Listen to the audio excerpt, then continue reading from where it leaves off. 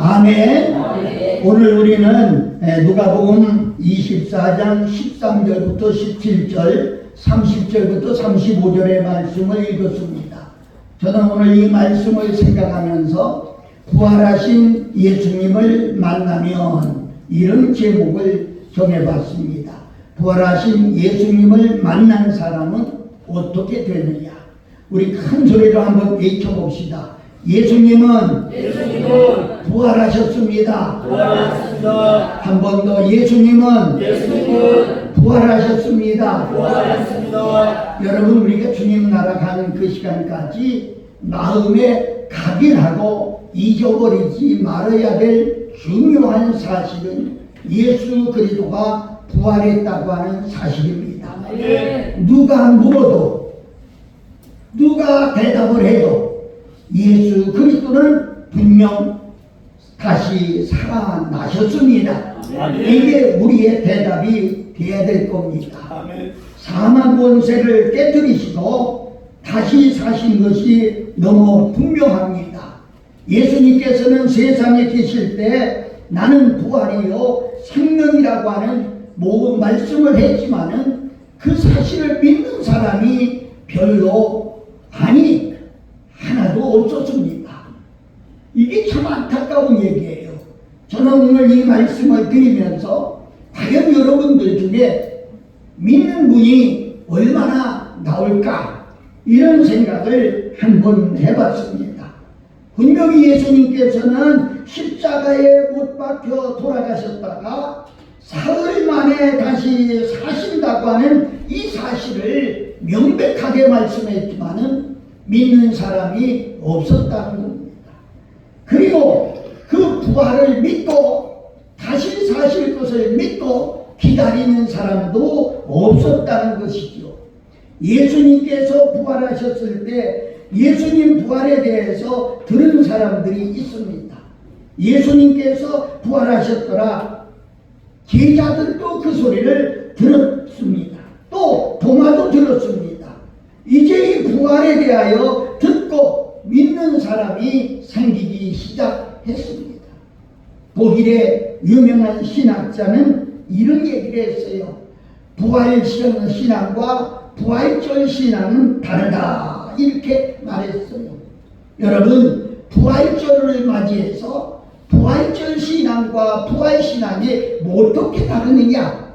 부활절 신앙은 우리가 어떤 행사의 하나로 새계란을 나누고 떡을 해서 나누고 혹은 형식적으로 의식적으로 새벽에 모여서 연합 예배를 드리고 이런 모습은 다 부활절 신앙이다 이렇게 말하고 있어요. 우리나라만 해도 어저께 신문에 보니까 전국적으로 각 지역마다 연합해서 새벽 기도회를 안 하는 것이 별로 없더라고요.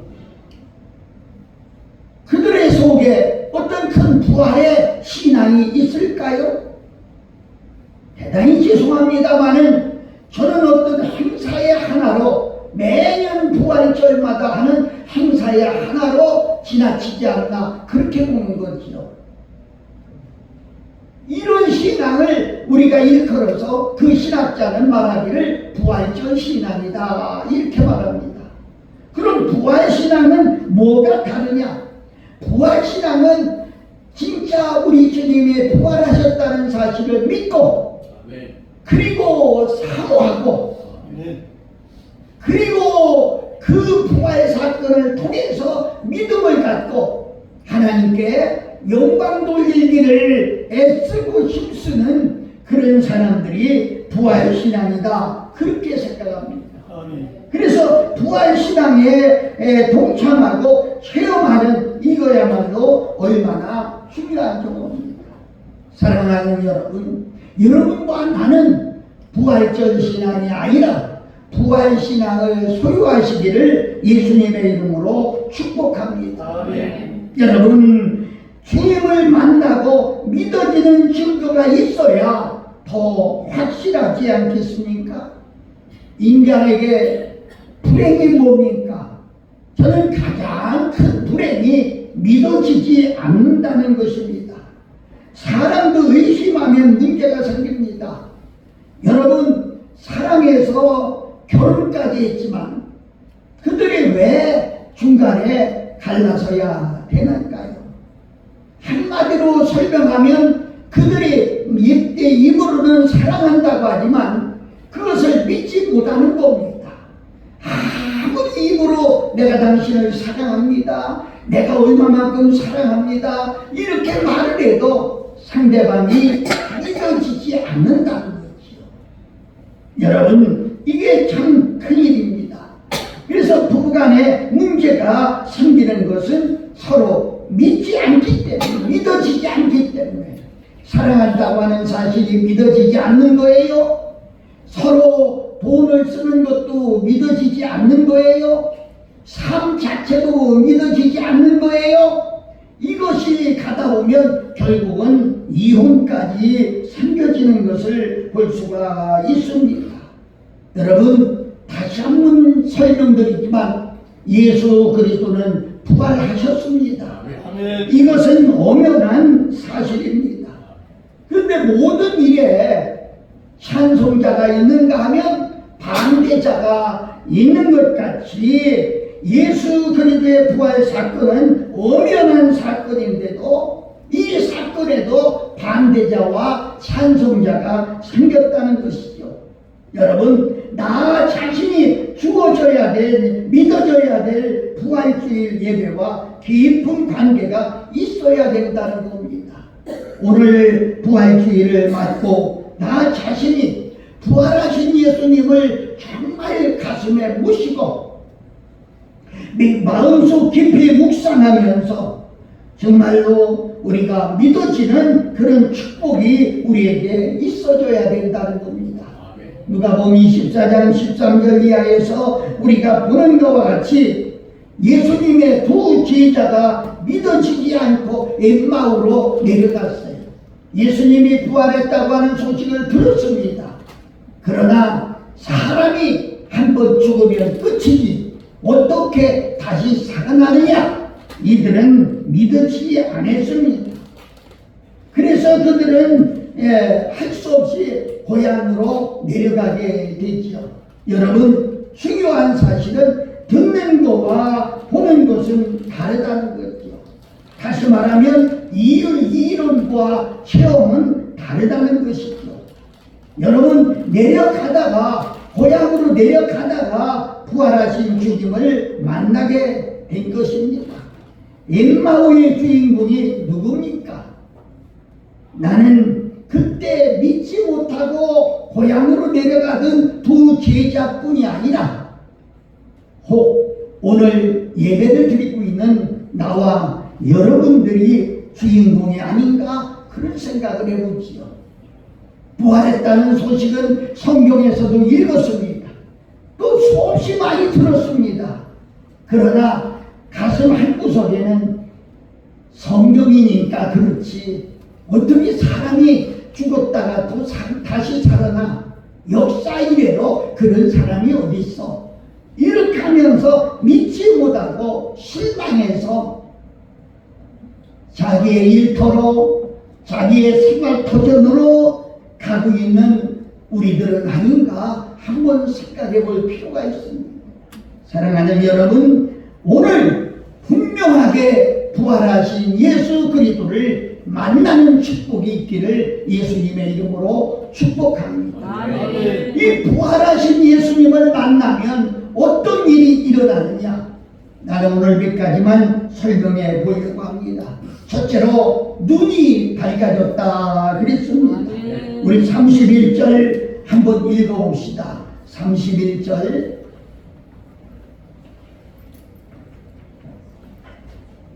시작.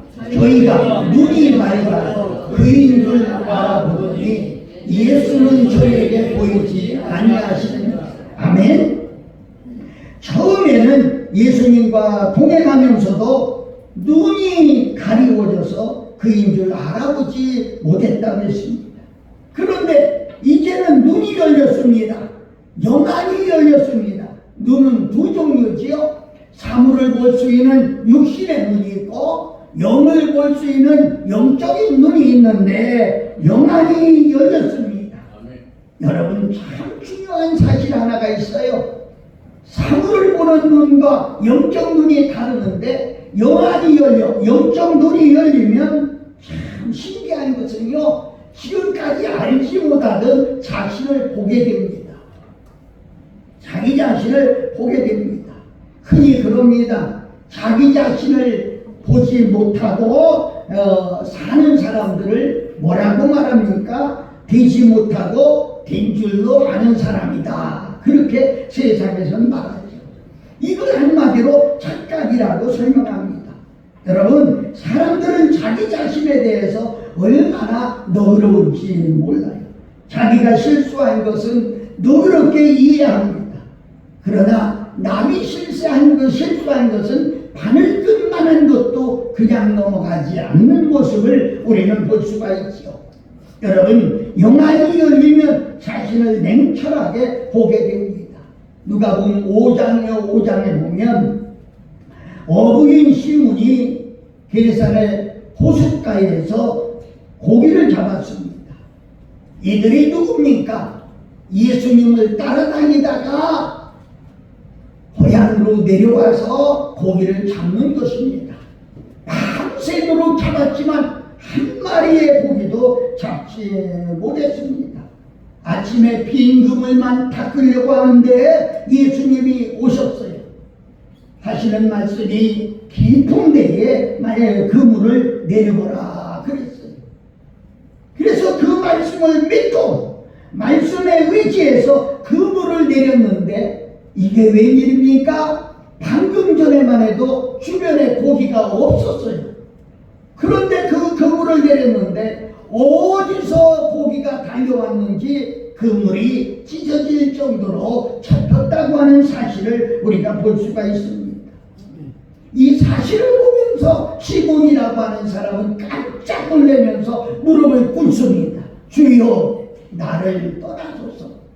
그때서야 주님을 배반하고 내려온 사실을 생각할 때 자기들이 큰 죄를 지었다고 생각하고 있는 겁니다. 나는 죄인이로소이다. 나를 떠나소서. 사랑하는 여러분, 그가 바로 시몬 베드로였습니다. 자기 자신을 바라보는 순간에 제자의 삶을 살게 되었죠. 오늘 여러분과 내가 가장 중요한 것은 내가 누구냐? 내가 어떤 사람이냐? 내가 어떻게 살던 사람이냐? 자기 자신을 보는 것이 중요하다는 겁니다. 자기가 가장 선하고 자기가 가장 옳고 자기가 뭐 하는 것은 모두가 정당하다고 생각하고 어느 날 공문서를 들고 예수 믿는 사람을 결박해서 죽이려고 생각하고 내려가던 사울이라고 하는 사람이 다메섹 도상에서 부활하신 예수 그리스도를 만나게 되지요. 여러분, 그는 눈이 열리기 시작했습니다. 그래서 눈이 열려서 깊이 열려서 자기를 보게 됐습니다. 그러면서 그는 그렇게 말합니다. 고린도전서 15장 9절에 보니까 나는 사도 중에 지극히 적은 자다 이랬습니다.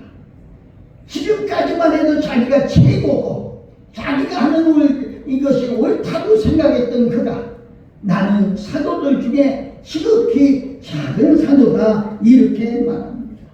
그런데 더 깊게 더 넓게 영안이 열리니까 자기 자신을 세밀하게 보는 거예요.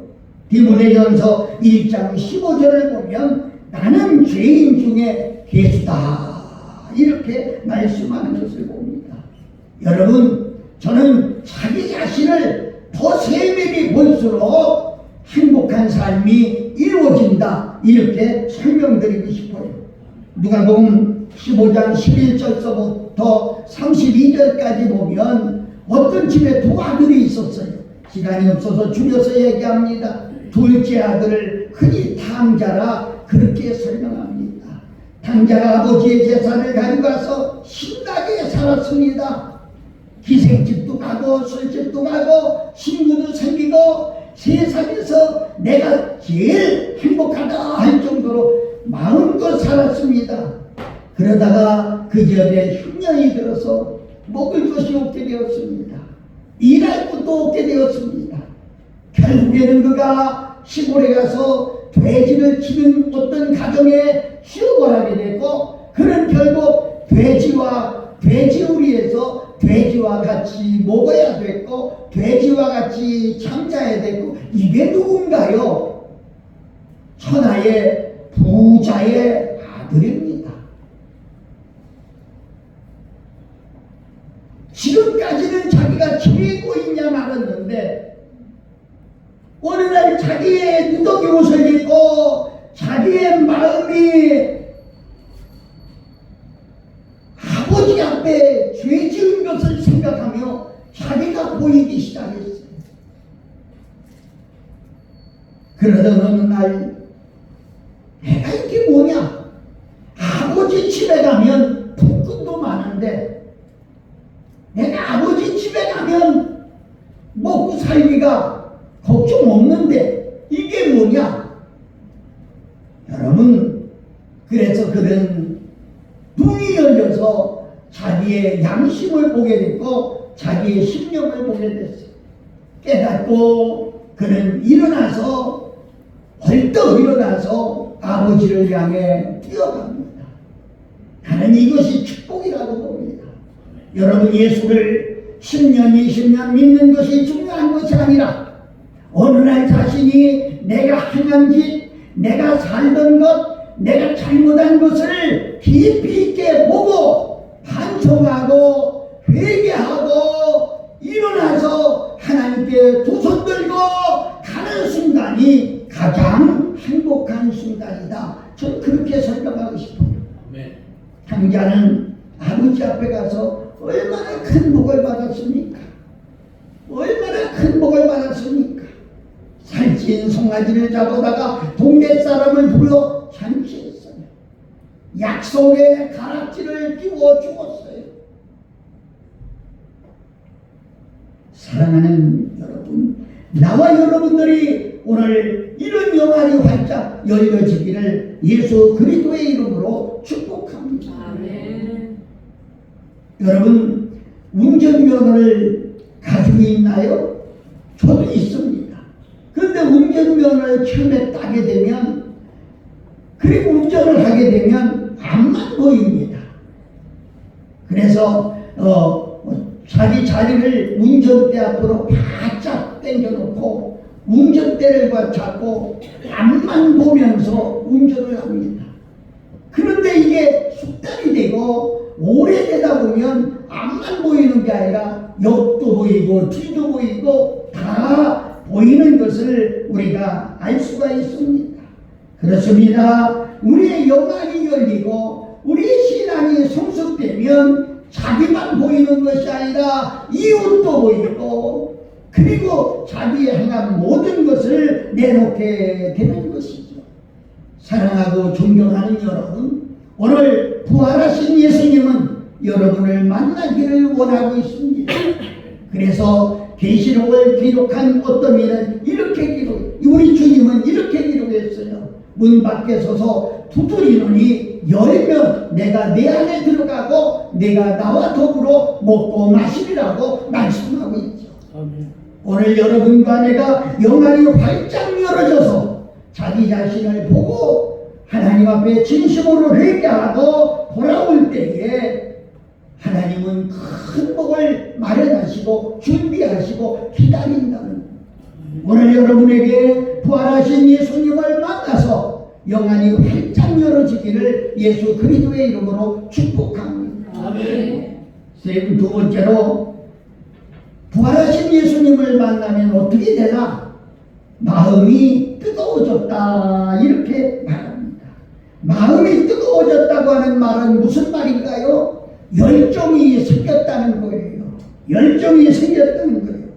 부정적이고 소극적인 사람을 보고 우리는 보통 뭐라고 하지요? 저 사람은 냉랭해, 저 사람은 냉랭해, 이렇게 말하지요. 엠마오로 내려가던 제자들의 마음이 의심과 부정적이었습니다. 그런데 이들이 부활하신 예수님을 만난 뒤에는 마음이 뜨거워졌다고 성경은 기록하고 있죠. 부활하신 예수님을 만나고 마음에 새로운 열정이 생겼다는 거죠. 지금까지 없던 그런 열정이, 지금까지 없던 복음의 열정이 생겼다는 그런 말입니다. 제가 어떤 책을 보다가 위대한 사람들의 공통점이 나와 있는 것을 보았어요. 그런데 그들에게 공통되는 것들이 있더라고요. 첫째는 재능이더라고요. 알지 못하는 건 할 수가 없죠. 그래서 우리의 벽언 가운데 아는 것이 힘이다, 그런 말이 있지 않습니까? 두 번째는 연습입니다. 안다고 해서 그냥 덥석할 수 있는 건 아니지요. 있는 것을 가지고 여러 번 계속해서 연습해서 익숙해야 된다, 이렇게 말하죠. 어떤 철공하는 분을 만났는데 그분이 손가락에 2개가 없어요. 그래서 아유, 손가락이 2개가 없네요. 그때 그분이 그래요. 기술자가 되려면 손가락 2~3개는 잘려줘야 기술자가 됩니다, 그러더라고요. 그러니까 그 직업에, 그 생활에 익숙해지려면 그런 험한 일까지 있어가면서 힘쓰고 애쓰는 훈련이 필요하다, 그렇게 말씀하고 있는 것입니다. 세 번째는 에너지입니다. 엄청난 에너지를 갖고 있어야 할 수 있다, 이럽니다. 네 번째는 집중력입니다. 이것도 하고 저것도 하고가 아닙니다. 한 가지를 집중해서, 우리가 지나가다 보면 식당들이 많이 있지만 그 식당들 중에 어떤 식당은 한 가지만 고집부리고 하는 식당이 있어요. 한 가지 전문점. 그런데 그 집이 그 식사에 대해서는 맛있더라고요. 뭡니까? 한 가지 일에 집중하는 거예요. 그래서 히브리서 12장에 이렇게 말하지요. 믿음의 주요 온전하신 예수 그리스도를 바라보자, 그랬어요. 이것저것 바라보고 따라가는 게 아니라 온전하신 예수님, 믿음의 주님이 되시는 예수님, 그분만 바라보자, 이랬어요. 여러분, 신앙생활하면서 이것도 바라보고 저것도 바라보면 절대로 성공 못합니다. 예수님은 이렇게 한 사람이 두 주인을 섬길 수 없다. 재물과 하나님을 겸하여 섬길 수 없다. 우리는 신앙생활하면서 세상도 놓기 싫고 하나님도 놓기 싫고 그래가며 발버둥 치는 사람이 있는데, 죄송합니다, 하나를 놔야 됩니다. 놓으면 삽니다. 어떤 사람이 저 높은 낭떠러지에서 떨어지다가 죽게 됐어요. 그러다가 그냥 뭔가 하나 잡았는데 나뭇가지 하나를 잡았어요. 이거 떨어지면 밑에는 강일 것 같아. 떨어지면 죽을 것 같아. 그래가지고 소리를 지릅니다. 하나님, 나 좀 살려주세요. 나 좀 살려주세요. 그러니까 하나님이 대답한, 오냐 살구시키기를 원하느냐? 아멘. 나를 믿느냐? 아멘. 그러면 너 붙잡은 것을 놔라. 그러면 산다. 아멘. 사랑하는 여러분, 이 사람이 가만히 생각해보면, 내가 이거 놓으면 밑 떨어지면 박살나서 죽었는데 이거 놓으라고 한참 생각하다가 하나님 말고 다른 사람 없어요 하고 소리 지르더라.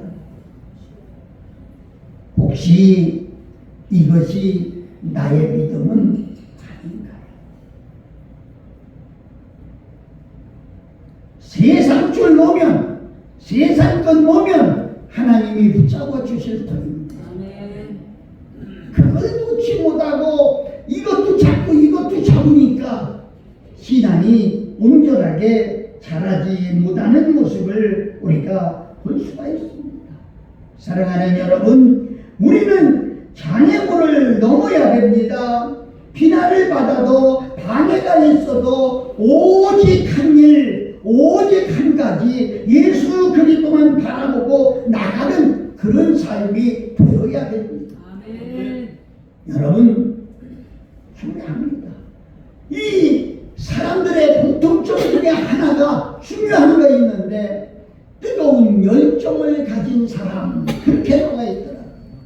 가슴이 뜨거운 사람, 여러분 가슴에 불이 붙어야 됩니다. 믿음으로 성공하기를 원합니까? 그러면 여러분 속에 성령의 불이 타올라야 됩니다. 뜨겁게 붙어야 됩니다. 이 열정이 바로 에너지예요. 우리 신앙의 열정, 바로 성령의 불이 내 안에서 붙어오를 때에 집중력을 갖게 되는 거지요. 열정이 없는 사람은 공포감과 공허함과 허무감을 느끼게 되는 겁니다. 여러분, 바울이 세계 선교의 열정을 가졌기에 세계 복음화를 이루었어요. 열정이 사명을 다하게 만듭니다. 열정이 사람으로 하여금 집중하게 만듭니다. 베토벤이라고 하는 사람은 시각장애를 앓고 있으면서도 열정으로 작곡을 했다고 합니다. 여러분, 참 중요한 얘기가 너무 많이 있어요. 그는 하나의 곡을 쓸 때에 시각장애이기 때문에 12번 이상을 썼다고 합니다.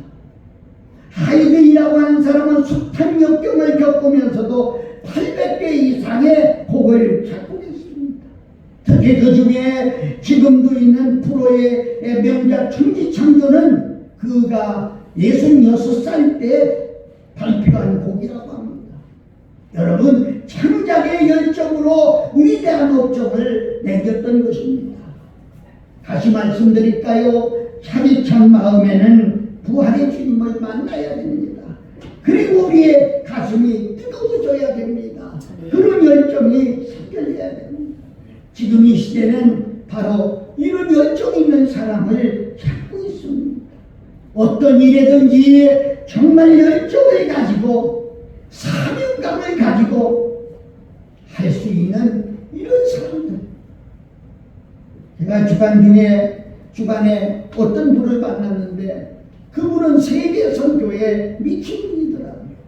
세계 선교를 위해서 빌딩을 몇 개씩 팔아치웠고, 세계 선교를 통해 위해서 자기가 살던 아파트도 팔아치웠고, 지금은 오직 세계로만 나가고 있다고. 그러니까 그 눈에 보이는 것은 그 굶주리고 헐벗고 지금도 부활하신 예수 그리스도를 만나지 못하는 그의 영혼이 꿈만 꿔도 보이고 눈만 감아도 보이고 길을 가다가도 보이고, 그래서 자기는 세계 선교를 안 할 수 없다, 이런 얘기를 들었습니다.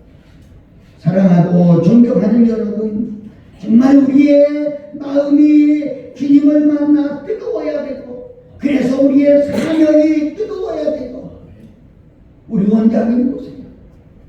그래서 세계 선교를 향해 그 뜨거운 열정 때문에 어디서 쌀이 없다 가면 쌀값을 보내주고, 힘들다 가면 쫓아가고, 그냥 되어지는 건 아무것도 없습니다.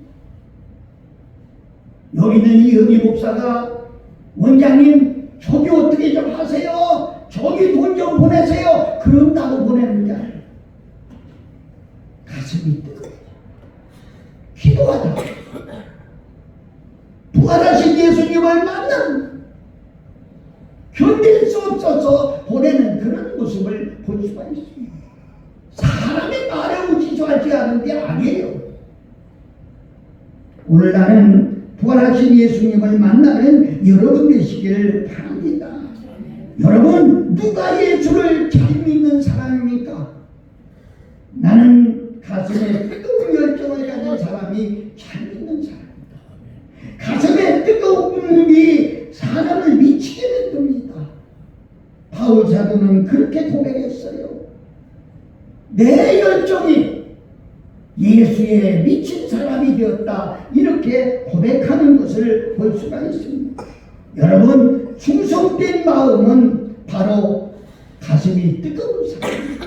오늘 여러분과 내가 가슴이 뜨거워 주께서 주신 사명을 감당하는 우리 모두의 삶이 되시기를 예수 그리스도의 이름으로 축복합니다. 찬송 하나 할까요? 1991 1991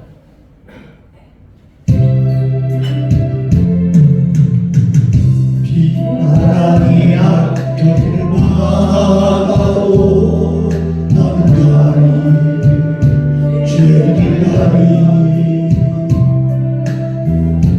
눈보라가 앞길을 가려도 나는 가리 주를 가리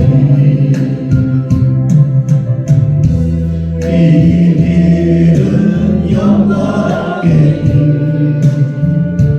이 길은 승리의 길 나를 구원하신 주님이 십자가 지고 가신 길 나는 가리라 주의 길을 가리라 주님 발자취 따라 나는 가리라 나는 가리라 주의 길을 가리라 주님 발자취 따라 나는 가리라 험한 파도 앞길을 막아도 나는 가리 주를 가리 모든 바람 앞길을 가려도 나는 가리 주를 가리 이 길은 고난의 길, 이 길은 생명의 길, 나를 구원하신 주님이 십자가 지고 가신 길 나는 가리라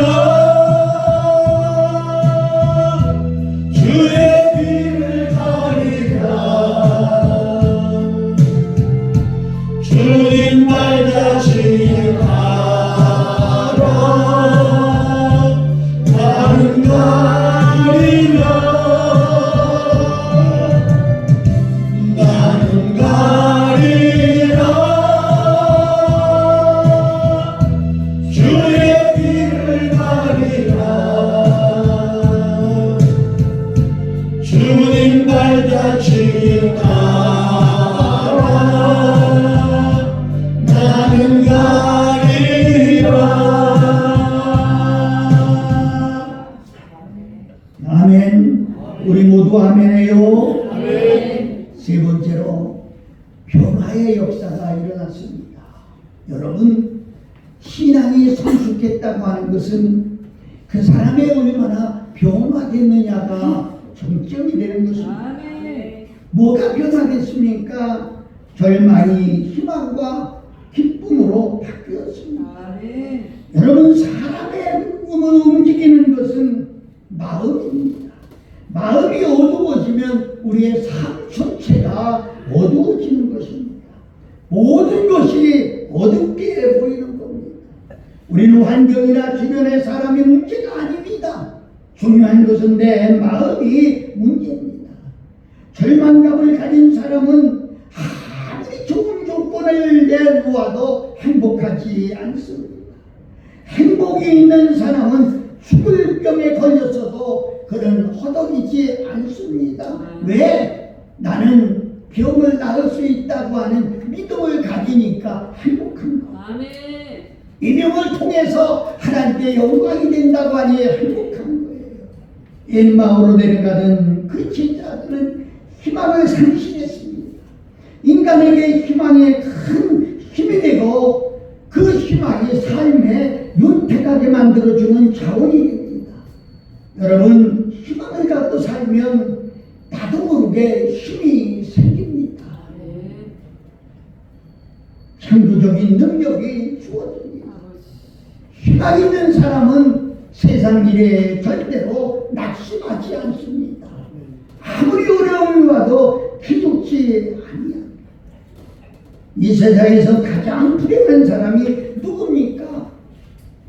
자식이 없어 홀로 있는 사람이 불행하다고 생각합니까? 돈이 없어 쪽방촌에서 산다고 하는 사람이 불행하다고 생각합니까? 건강하지 못한 사람이 불행하다고 생각합니까? 여러분, 저는 그렇게 생각하지 않아요. 말씀을 보면 희망이 없는 사람이 가장 불행한 사람이라. 소망이 없는 사람, 이런 사람이 가장 불행한. 여러분, 희망이 없다고 하는 것은 미래가 없다고 하는 것은 장래가 없다고 하는 것이죠. 불행을 치료하는 약이 있는데 그게 바로 희망입니다. 희망은 가능성에 대한 신앙이요, 반드시 되어진다고 하는 적극적인 믿음을 가진 약속이요 신앙인 것입니다. 그럼에도 예수님의 제자들은 희망을 상실하고 예수님을 따라다니면서 한번 출세의 길을 걸어보겠다고 다짐했던 그 사람들은 오늘날 희망을 잊어버렸다. 고향으로 하염없이 한숨을 쉬며 내려가고 있었습니다. 그런데 부활하신 예수님을 만나게 되었죠. 그 절망 속에서 예수님을 만나니까 희망이 생겼어요. 기쁨이 생겼어요. 오늘도 세상에 어떤 일로 인하여 염려 걱정하는 분이 있습니까? 부활하신 예수님을 만나세요. 그리고 소망을 가지세요. 희망을 가지세요. 기쁨이 튀어날 줄로 믿습니다. 두 번째는 불신이 믿음의 사람으로 바뀌었습니다. 아직 아까도 말씀을 드렸습니다만 믿음이 얼마나 중요한지 몰라요. 세상의 모든 일은 믿음으로 이루어진다고 하는 사실을 볼 수가 있습니다. 제자들은 예수님께서 평소에 하신 말씀을 믿지 않았습니다. 성경에 보면 이들은 더디 믿는 자들이다, 그렇게 설명을 합니다. 오늘 저는 이 말씀을 준비하기 위해서 여러 시간 기도하며 준비하고 또 기도하고 사랑하고 존경하는 여러분을 생각하며 지금도 제 가슴의 열을 다해서 전하고 있습니다. 근데 이 말씀을 믿는 사람은 얼마나 될까요? 믿음으로 받아들이고 내 삶에 고칠 수 있는 사람은 얼마나 될까요? 제자들은 평소에 하신 말씀을 믿지 않았어요. 이제는 예수님께서 하신 말씀이 믿어지게 됐습니다. 진정한 믿음이 뭡니까? 순종입니다. 의심을 버리고 따르는 것입니다. 불신앙의 제자들이 부활하신 주님을 만나고 그 속에 믿음이 생겼습니다. 이제는 말씀이 믿어진다는 믿음입니다. 여러분, 말씀이 믿어지는 아멘 한번 해봅시다. 큰 소리로 아멘 합니다. 그렇습니다. 말씀이 믿어져야 됩니다. 죽어야 산다는 믿음. 아니, 죽어야 산다는 믿음. 이게 여러분에게 묻어져요. 이게 부활신앙입니다. 부활의 주님을 만난 이후에 부활신앙을 갖게 되었어요. 죽어야 산다. 죽어야 산다. 여러분, 이런 믿음의 사람이 되시기를 주님의 이름으로 축복합니다. 세 번째로 부활의 주님을 만난 이들은 방향이 바뀌었습니다. 지금은 엠마오를 향해 내려가던 그 제자들이 주님을 만나고 다시 유턴해서 예루살렘으로 올라가는 방향이 바뀌었습니다. 여러분 잘 들으세요. 사람이 살아가기 위해서 지켜야 될 도리가 바로 길이라고 그렇게 말합니다. 사람답게 살기 위해서는 지켜야 될 도리가 있습니다. 저는 여러분에게 말씀을 드렸습니다마는 사람이 짐승과 다른 점이 뭡니까? 짐승은 본능대로 사는 것이고 사람들은 도리를 따라 사는 것이 사람입니다. 짐승은 본능대로 사는 어떤 짐승이든지 마찬가지. 영적으로 그리스도인들이 가야 할 길이 있습니다. 이것을 우리는 신앙이라고 그렇게 말하지. 제자들이 길을 가려면 바른 길로 가야 되지 않겠어요? 여러분이 가는 길은 어떤 거예요? 길에는 두 가지 길이 있습니다. 좁은 길이 있고 넓은 길이 있습니다. 세상 사람이 살아가는 길은 넓은 길입니다. 그 길은 많은 사람이 가지만은 그 길은 정도가 아닙니다. 그 길은 영생이 없습니다. 영생이 있고 정도, 천국을 향한 믿음의 길은 바로 좁은 길입니다. 이 길이 구원의 길입니다. 생명의 길입니다. 여러분 지금 가는 길은 어떤 길인가요? 세상을 따라가는 길입니까? 거기 멈추세요. 물질을 따라가는 길입니까? 빨리 유턴하세요. 예를 들어 우리가 서울을 가려고 하는데 방향을 잘못 들어 부산으로 내려간다고 하면 빨리 유턴해서 돌아올수록 서울이 가까워지는 거예요. 부산 다 가서 깨닫고 그때 유턴하면 엄청 멀어요. 오늘 이 말씀을 들으면서 여러분의 가는 길을 정리해 보세요. 지금도 세상 길을 따라가고 있나요? 넓은 길을 가고 있나요? 빨리 유턴해서 돌아서서 좁은 길로 나오세요. 그 길이 바른 길입니다. 그의 예루살렘 하나님이 계시고 성령이 계시고 하나님의 성전이 있는 그곳이 이 길이 사명의 길입니다.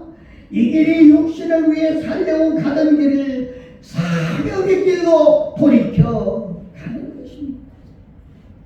사랑하는 여러분, 지금 걷고 있는 곳에서 방황천원하라고 우리 주님이 부활하셨어요.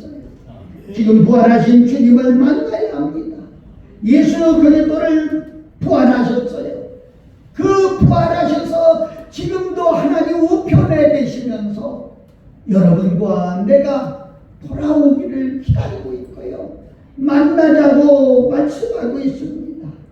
예수님을 만나서 여러분의 영안이 밝아지고 여러분의 마음이 뜨거워지고 여러분의 방향이 이제는 사명자의 방향으로 갈 수 있는 나와 여러분들이 되기를 주 예수 그리스도의 이름으로 축복합니다. 찬송 하나 부르면서 우리는 하나님께 오늘 부활절